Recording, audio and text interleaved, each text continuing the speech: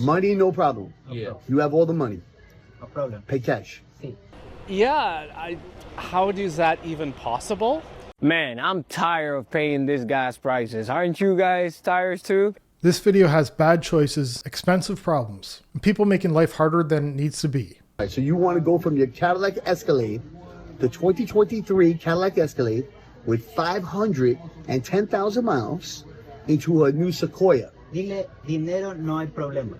Oh, so, Money, no problem. yeah. You have all the money. No problem. Pay cash. Sí, sí, cash. Cash. Okay. Okay. Sounds like a plan. But I think we can work with You this. guys accept those cars? Yeah, I'll accept it. Did you have an idea what you want to get for it? A 2023 Escalade with 500,000 miles. That's not high mileage. That's suspicious mileage. You don't put 500,000 miles on a vehicle that new by running errands. That SUV has seen more border crossings than a passport. ¿Cuánto tú estás pensando más o menos que tienes? Lo que él me puede dar, ese carro ya está pagado. The car's paid off, so... Okay. Price paid off? So, maybe So, depends. 1,000? Good? Wait, yo te doy más, wait. Una de la mí. Dos. 2,000. No, 20, 23. Is it outside? Sí. Can I see it? Sí, sí. Okay, you have the keys? Of Okay, course. no problem. Sí, You got the sí, key? sí. So let's go over it one more time. Look at the salesman's eyes. That's not normal dealership excitement. That looks like a man who sampled the product before the appointment. He's not reacting to the mileage. He's trying to remember what planet he parked on. You have a 2023 Cadillac Escalade with 510,000 miles. Right. Everything is good on it. It just has a new transmission, and you want about $2,000 for it. Así, negocio hoy. Yeah, he said if he can get 2,000, he's buying the Sequoia today. And you want to get a Sequoia. Yeah. Okay, let me take a look at it and we'll go from there. He keeps repeating himself like the story only has 3 facts and 2 of them are illegal. He's selling a 2023 Escalade with 500,000 miles for $2,000, then paying cash for the new one. That's not a trade-in. That's evidence changing hands. What's your biggest financial flex? My mom and I both have matching Range Rovers. My dad's actually a CEO. We own a yacht, more expensive than like an entire neighborhood. I drive a Bentley. My dad's got 2 Gulfstreams, also my uncle's Bugatti.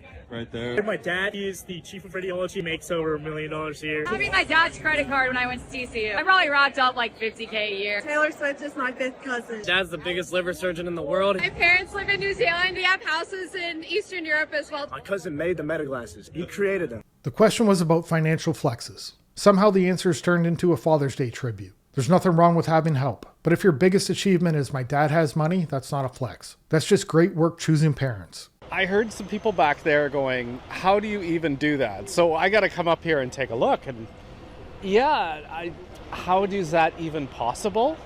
Like, you think about the probabilities, the launch angle, like... Hey, you can't park there! Wow. Okay. To get it up on that angle and to perfectly insert it and wrap herself around that traffic light. A motorcycle hanging from a traffic light. That's not how intersections are supposed to work. The bike is supposed to stop at the light, not become part of it. I don't know how fast you have to be going to park vertically, but I'm guessing the insurance company is going to have some questions. I hope everybody's okay, but I mean, just seeing that is like, wow. No, that's kind of crazy high there. Like, it's like seeing a movie, like movie shoot nearly. But then, yeah, even to fly up there itself is kind of weird how it tangled around there, right? So, yeah, so that's quite unique. I was just surprised how he got it up there, right? Now, I'm not saying I hope he was drunk, but at least that would explain the parking job. Because if he did this completely sober, that is way more concerning. It means he looked at a traffic light and decided to turn it into a bike rack. I just want to say this real quick. I had a full ass crash out about gas prices. Gas, $65 for 1 tank. I was paying $40 to $45 for a tank a couple months ago. I physically cannot afford it anymore. I actually can't afford it. I commute for work. I get gas every 3 days. I can't do it. And I'm tired of this shit. Gas prices are brutal right now, so people are looking for ways to save money. Nobody wants to spend half their paycheck at the pump. But every time gas gets expensive, you know what comes next. A salesman using gas prices to make a car payment sound like savings. Man, I'm tired of paying this gas prices. Aren't you guys tired too? And this is the perfect time to switch up for electric vehicles. And we got you here at Mainline. I had over 5-6 different Tesla available. Now I only got 3 available. I got 2 Model Y. I have it in black color. Look at this. Just come take a peek on this thing. And this thing is brand new. Black on black. This one right here is the Model Y Performance. If you want to go fast, pretty quick, and don't spend a dime on gas, oil changes, this is the perfect vehicle. So come find Leo at Mainline Auto. Nothing says financial discipline like replacing oil changes with a higher monthly payment. He makes it sound like the gas station is the real enemy. Not the payment, not the insurance, not the depreciation. Just the evil little pump ruining everyone's life. Range Rover for $200,000.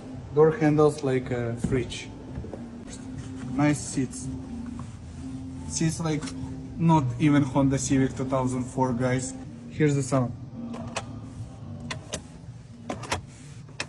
Like Honda Civic 2005. And I must do manually open, closed, and this one manually closed for $200,000.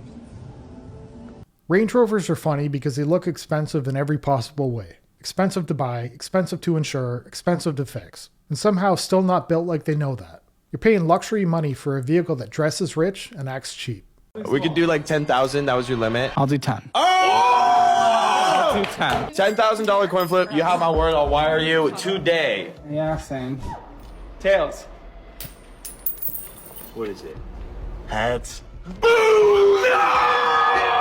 Congrats to go on the podcast! That's what I'm talking about. Boom! All right, good game. Well played. Good call. Let's go. That's a good day. We can take the rest of the day off. We just made $10,000. A finance YouTuber doing a $10,000 coin flip. Good reminder, don't gamble. Especially when the whole strategy is I hope gravity likes me today. That's not a plan. That's a budget getting bullied by a quarter. I walked away from my debt. I left my car parked in front of the bank that financed it, and I didn't pay my rent for 2 months. Before I got evicted, I moved out. So what were the consequences to my actions? If you're new here, my name is Lorena. I left the United States 2 years ago and moved to Colombia. I kind of played the system. And a lot of you guys are asking me or wondering, did you get punished for that? And the simple answer is, not really. She stopped paying her debt and fled America. America might be the real winner here. The debt is still there, but at least the person bragging about not paying it is gone. It's not a loss. It's a national improvement. It's fear-mongering. I'm only here to tell you what happened to me and what my experience was.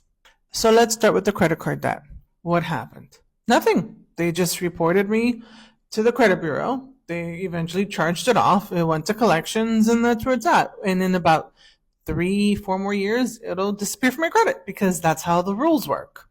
In the meantime, if I was living in the US, my credit would be considered shot. But I'm not living in the US anymore. I live in Colombia, and I have pristine credit in Colombia.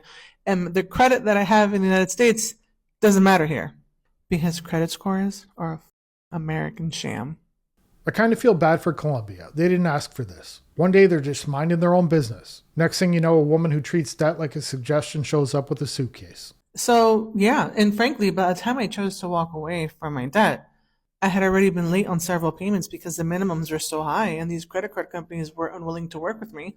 So they had already damaged my credit, which means they left me with nothing to lose. What about my car? I left my car parked in front of the bank that financed it, tossed the keys into the ATM box, and called customer service to let them know where they could find it. And what were those consequences? Nothing.